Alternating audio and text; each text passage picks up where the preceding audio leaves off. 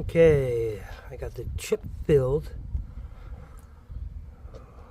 Well, actually a big gouge filled with structural adhesive. It bonds everything. I got it filled. I got it roughly sanded. I got to do a little more sanding, and then we're going to put some paint on it.